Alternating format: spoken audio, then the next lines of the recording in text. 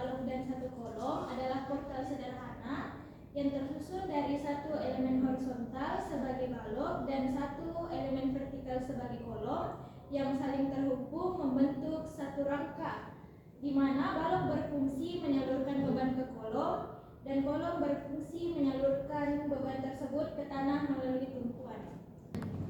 Model implementasi struktur portal, satu kolom, satu balok, struktur cantilever atau portal baja ringan dengan satu bentang.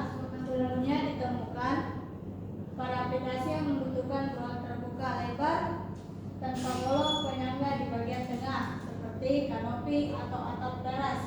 Ini adalah contoh paling umum, di mana satu kolom menopang ujung balok cantilever untuk memberikan ruangan tanpa menghalangi ruang di tengah bawahnya. Struktur penyangga pada jembatan. Di beberapa desain jembatan, pilar tunggal kolom di tengah menopang gelagar balok yang memanjang kedua sisi atau satu sisi, meskipun biasanya merupakan sistem yang lebih kompleks. 3. Gudang atau bangunan industri ringan.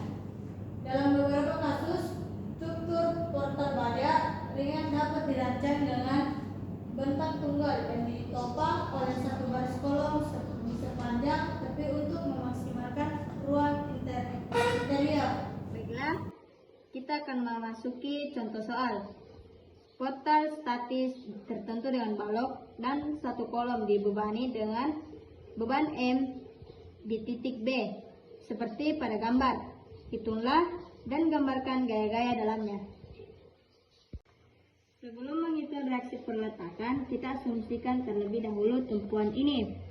Tumpuan sendi di titik A dan di titik B dianggap bekerja seperti model teoritisnya. Tumpuan sendi menahan gaya horizontal HA dan vertikal FA, tetapi membiarkan rotasi bebas, di mana momen 0. Di tumpuan ini, kita mengasumsikan gaya vertikal ke atas dan gaya horizontal ke kiri. Tumpuan roll di titik B menahan gaya vertikal. Gaya vertikal akibat beban yang ada. Kita mengasumsikan gaya vertikal di titik B ke atas, ini ke atas perputaran bebas serta memungkinkan pergerakan horizontal. Baik, kita masuk ke dalam penghitungan gaya dalam. Dalam menganalisis struktur ini, kita menggunakan metode potongan. Di struktur ini ada dua bagian atau segmen yang kita potong, yaitu di bidang A ke C dan bidang C ke B.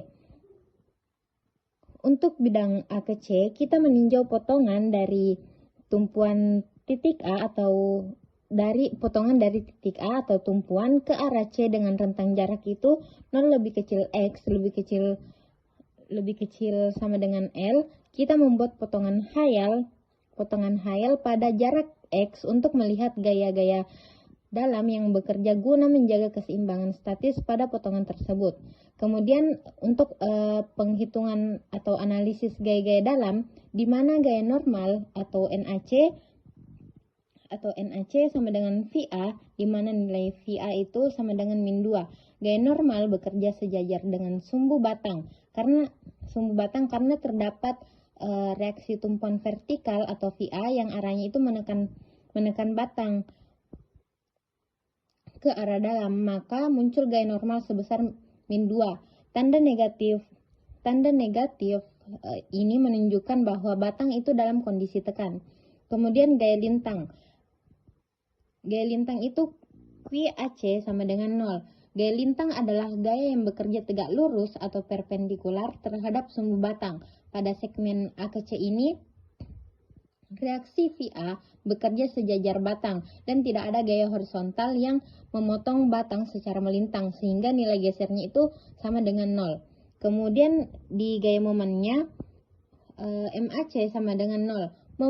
Momen itu adalah hasil kali gaya dengan jarak, di mana karena gaya VA itu bekerja tepat pada garis netral batang atau tidak memiliki jarak lengan terhadap sumbu X, maka tidak terjadi rotasi atau tekukan pada segmen ini. Kemudian setelah semua nilai gaya dalam dihitung, nilai-nilai tersebut akan dimasukkan ke dalam tabel untuk mempermudah penggambaran diagram atau penggambaran gaya dalam nanti. Setelah menghitung gaya dalam di bidang A ke C, kita masuk ke bidang C ke B. Pada segmen ini kita meninjau potongan horizontal dari titik C menuju titik B dengan rentang jarak 0 lebih kecil sama dengan X lebih kecil sama dengan L. Analisis ini dilakukan untuk melihat bagaimana gaya dari kolom A ke C ini diteruskan ke balok C ke B. Kita memotong balok secara horizontal dimulai dari titik C ke arah kanan. Di titik C ini terdapat gaya sisa dari segmen sebelumnya, yaitu reaksi VA yang sekarang bekerja tegak lurus terhadap batang C ke B. Kemudian menganalisis gaya-gaya dalamnya. Di gaya normal, NCB sama dengan 0.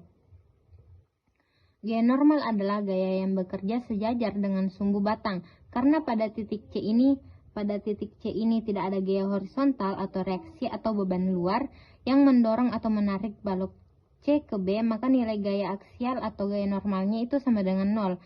Kemudian gaya lintang. Gaya lintang QCB sama dengan min VA, di mana nilai min VA tadi itu sama dengan min 2. Gaya lintang bekerja tegak lurus terhadap sumbu batang. Gaya reaksi VA dari tumpuan A ini bekerja secara vertikal ke bawah di titik C, sehingga menyebabkan gaya geser konstan sebesar min 2 di sepanjang segmen C ke B. Kemudian gaya momennya. Momen terjadi karena adanya gaya lintang yang memiliki jarak lengan atau X terhadap titik tinjau. Karena VA itu menyebabkan putaran, maka nilai momen berubah secara linear mengikuti jarak X, di mana kita mengasumsikan X sama dengan 0, dan X sama dengan 0, X sama dengan 1, dan X sama dengan 2. Di X sama dengan 0 itu menghasilkan momennya itu 0. X sama dengan 1 menghasilkan momen min 2, dan X sama dengan 2 menghasilkan momen min 4.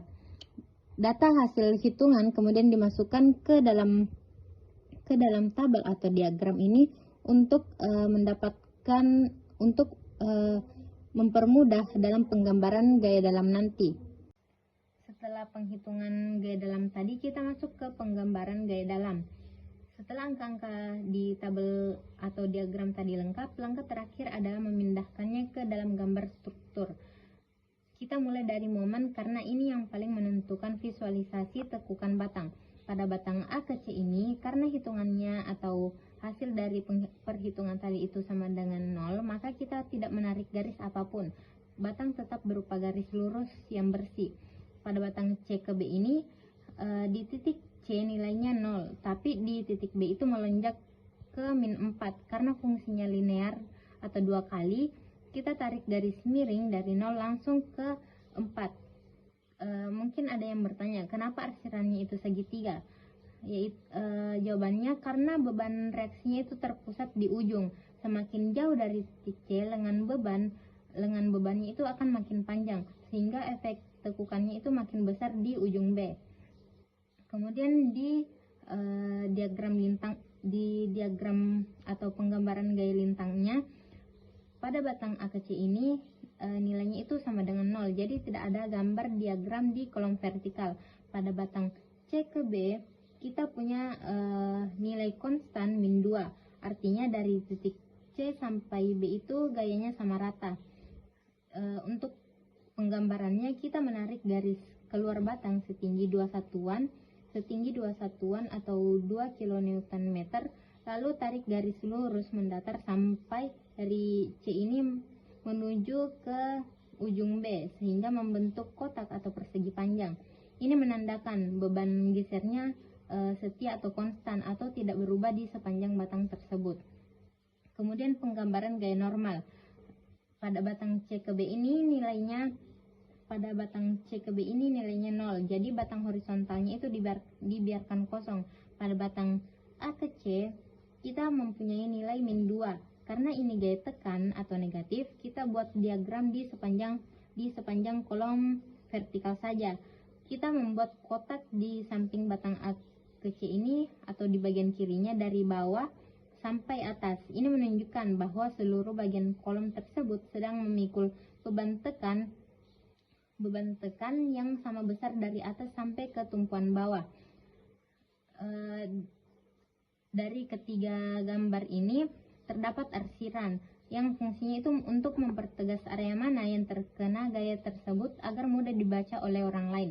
Sekian penjelasan dari saya. Wassalamualaikum warahmatullahi wabarakatuh.